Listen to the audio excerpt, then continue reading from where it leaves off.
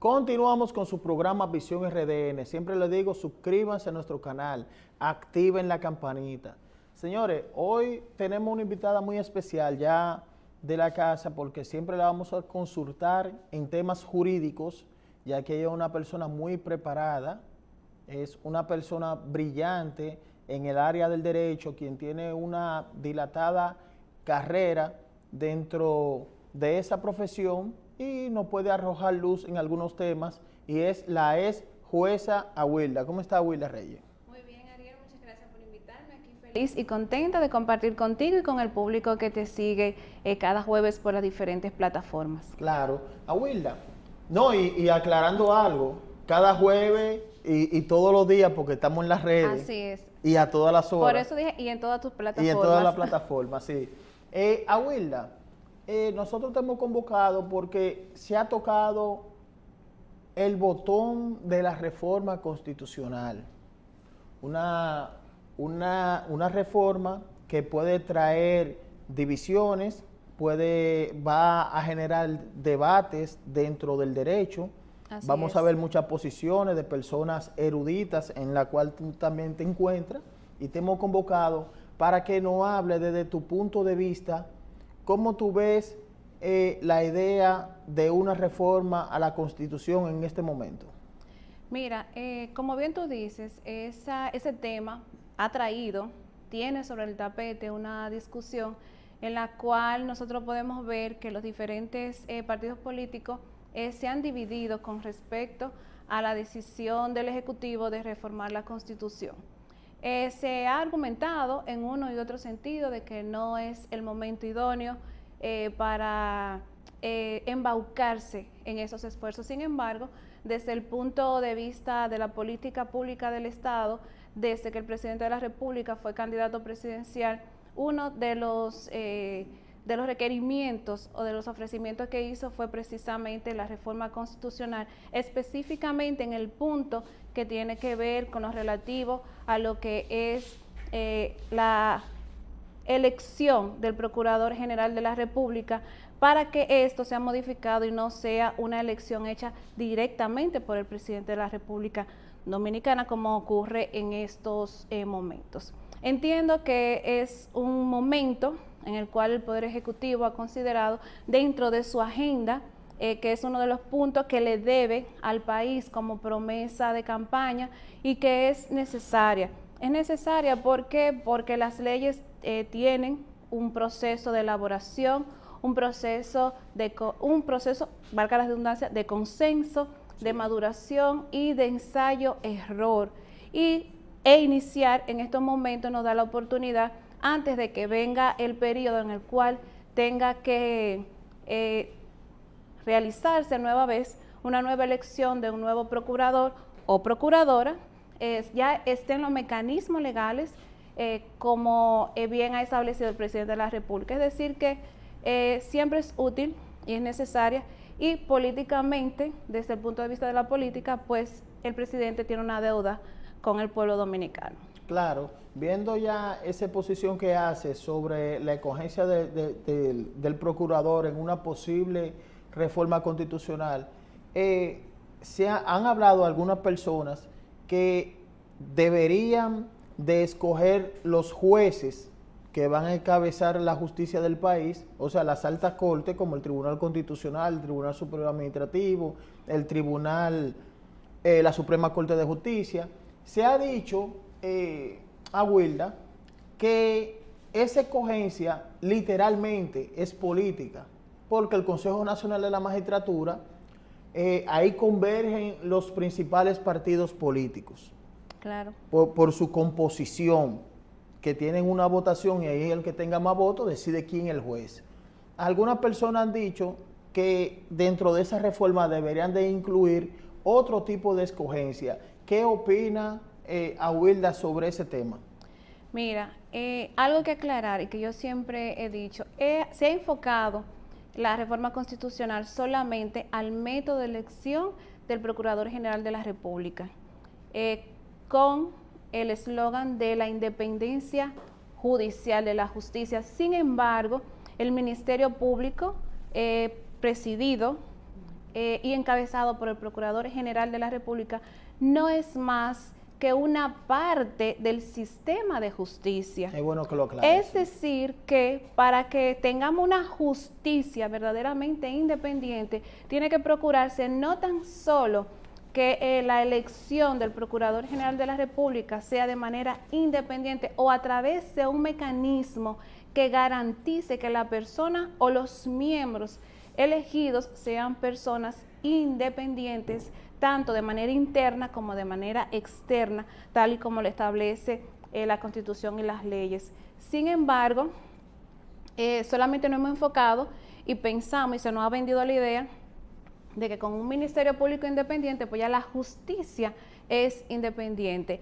De modificarse el método de elección a través de lo que es el Consejo Nacional de la Magistratura, que en otras latitudes ha funcionado, en otras latitudes, inclusive ordenamientos jurídicos que nos sirven de modelos a nosotros y de los cuales nosotros tomamos como base para nuestra primera constitución, las demás y muchas leyes del ordenamiento jurídico nacional. Entonces tienen este mismo modelo y les ha funcionado, sí, y les funciona. Quizás a nosotros lo que no nos ha funcionado no sea el método, sino el compromiso de las personas escogidas, los requisitos que se ponen y el método de elección. Es decir, que bien lleva razón una parte que dice, bueno, nosotros tenemos, según lo que estipula la Constitución actualmente, una Procuradora General de la República que fue electa por el Presidente de la República, sin embargo, es independiente, es decir, que aún utilizando ese mecanismo político, que también es utilizado en Estados Unidos, inclusive, sí, los jueces y los fiscales son nombrados por el Ejecutivo, es una persona independiente. Es decir, que, como decimos en buen dominicano, quizá la fiebre no está en la sábana. Independientemente del método, sea a través del Consejo Nacional de la Magistratura, o sea a través de la elección popular, sea a través de concursos públicos, como es el criterio que tenemos una parte de abogados que fuimos formados dentro de un sistema de carrera que debe culminar hasta la posición de la Suprema Corte de Justicia y hasta la Procuraduría General de la República, en ambos casos, en ambos estamentos. Cualquiera que sea el método de elección, que yo opto por ese último, para responderte, tiene eso que ir acompañado con la selección de personas, primero que estén comprometidas con la función pública y que estén comprometidas con el bienestar, la ley y la Constitución. Al margen de eso, no deben ser personas que estén inmersas o hayan hecho vida política de manera activa y como modo de vivir o ejerciendo lo que es la política. ¿Por qué? Porque somos seres humanos y sabemos que la formación en el área que sea, sí, pesa mucho y de alguna manera nosotros en nuestro actuar nos debemos o actuamos de acuerdo a la formación que nosotros tenemos. Es decir, que es un componente de ambos. Yo soy de las que pienso, creo y defiendo los concursos públicos. Creo que la ley de carrera judicial y el estatuto del Ministerio Público, que ambos tienen el mismo sistema para incorporarse a lo que es el sistema de justicia penal en nuestro país, no son tales porque ninguno de los dos, el escalafón no llega hasta las altas esferas, por lo que debería entonces utilizarse, abrirse esa brecha y que así como se eligen por concurso los jueces de paz y los fiscalizadores, también sean electos los jueces y miembros del Ministerio Público y todo aquel ciudadano que aspire a una alta corte. Yo estoy de acuerdo también con esa idea porque, un ejemplo, se pide un procurador independiente, pero si hay un procurador totalmente independiente y hay una justicia que está compuesta y escogida por un cuerpo político, entonces sería contraproducente. Exactamente, no tendríamos una independencia parcial. Parcial. Entonces, lo que se busca o el fin que se persigue con la justicia independiente, entonces no se podría lograr porque todos los caminos o todos los entes que convergen para lograr ese propósito, entonces no están alineados con el mismo propósito. Yo quiero que tú me hables, Wilda, sobre un proyecto de ley de contrataciones públicas. A la ley de contrataciones Sí, públicas. que yo quiero que tú me arrojes luz en esto para edificar al público. Sí, mira, uno de los talones de Aquiles de la administración pública ha sido el tema de las contrataciones públicas. Tenemos una ley actualmente con sus luces y sus sombras, pero el Ejecutivo, en virtud de la facultad que le confiere la Constitución de tener iniciativa legislativa, ha sometido, entre otros proyectos, un proyecto de ley que pretende modificar la actual ley de contratación pública aquí en República Dominicana. De entrada, debo decir, a grosso modo, y en lo que a mí respecta, debo felicitar al cuerpo legal, el equipo que está trabajando con este tipo de proyectos, porque en su estructura, en su redacción, en su composición, denota que hay personas detrás de este proyecto que son versadas, que son duchas y que tienen experiencia y saben lo que están haciendo. Sin embargo, esto no quita de que el proyecto, aunque tiene muchas luces, viene con principios integrados, viene con algo que yo veo muy positivo, que es el tema de que todos los actos de la administración deben ser debidamente motivados, es decir, que todo aquel que tenga un proceso o vaya a un proceso de adjudicación o de contratación, ya sea de bien o servicio con el Estado, con cualquier otra empresa, sabe que todo lo que se vaya a decidir con respecto a ese proceso debe ser debidamente motivado, tal y como establece la Constitución, siendo esto una garantía del debido proceso. En cuanto a mi área de especialización, siempre me voy a qué es lo que tienen todas las leyes en el área penal. Mira, la misma ley dice que debe realizarse un reglamento tanto para el procedimiento sancionador administrativo, es decir, para imponer las sanciones que conlleven infracciones de carácter administrativo, pero también el mismo proyecto trae consigo unas sanciones penales. No nos quedó claro en la lectura de todo el proyecto a quién la ley va a disponer la imposición de estas sanciones, porque en sus últimos artículos tiene unas sanciones penales con la descripción de algunas conductas, como es el ofrecimiento por parte de un particular a un servidor o un funcionario público de dádivas, promesas, beneficios, a los fines de que éste le dé ventaja en un proceso de contratación. Sin embargo, no se establece cuál es el mecanismo que se va a utilizar o cuál es el procedimiento para imponer las sanciones, que para este hecho en particular es de 4 a 10 años, siendo esta la mayor sanción que contienen los delitos de 4 a 10 años. Los demás delitos, como la falsificación de algún tipo de documentos a lo que es en el proceso de contratación pública, lo que es un interés indebido en algún proceso de licitación, etcétera. Todos los demás delitos, que en total solamente encontré 5, van de 2 a 5 años. Una estructura un poco abierta, un poco ambigua, y aunque solamente el título dice que son penas, se trata de descripción normativa que parecerían la descripción de una conducta que va aparejada de una sanción penal restrictiva de libertad.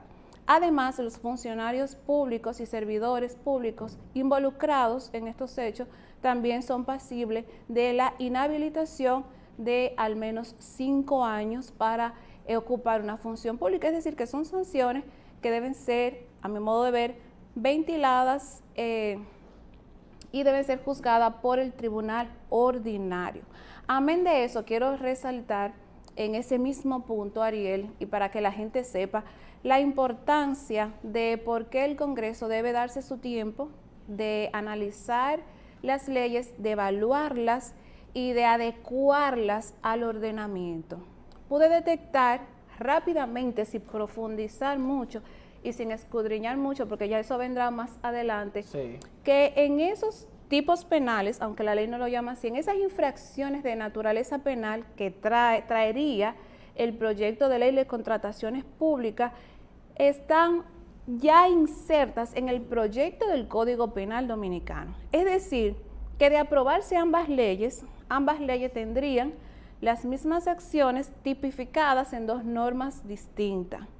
Sería bueno que los legisladores analizaran las conductas que se tipifican dentro de lo que es un proceso de contratación pública y los remitan al Código Penal Dominicano. Por ejemplo, el hecho de que un particular le ofrezca dádivas, un beneficio, le haga promesa de algún tipo de ventaja a un servidor público, ofreciéndole para esto cualquier ventaja económica o beneficio económica, entonces ya esa conducta está descrita en el proyecto del Código Penal que tanto se ha discutido. Sí. Es decir, que para la coherencia del ordenamiento y para que una persona, ya sea servidor público, ya sea funcionario público o un particular, pueda haberse sometido penalmente por alguno de estos ilícitos, entonces la norma sea clara, haya una sola norma que describe esa conducta y una sola sanción, porque el Código Penal, por su parte, sanciona de una manera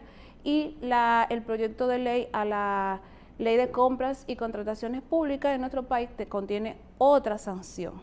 Entonces sería bueno que un cuerpo, en este caso la Ley Especial de Contrataciones Públicas, remita esos hechos, que lo contemple, pero que los remita a lo que es la descripción que tiene en el Código Penal Dominicano. Uno de dos, o el Código Penal introduce lo que son las actuaciones o los delitos cometidos en el curso, en el proceso de una contratación pública, o la contratación pública, que es lo que yo recomiendo, remita al Código Penal, por ser la norma general, de carácter general, estos ilícitos que en materia de contratación van a ser los menos, porque la mayoría de los ilícitos o irregularidades que contiene la ley ya pertenecen a lo que es el ámbito del derecho administrativo. Entonces ya por esa parte, en la mayoría de los casos serían mínimos los casos de naturaleza penal, teniendo lo que es la Comisión de Contrataciones Públicas, en estos casos, la obligación de que ante una denuncia o ante una investigación que ellos puedan iniciar de oficio, es decir, por motus propio, por iniciativa propia,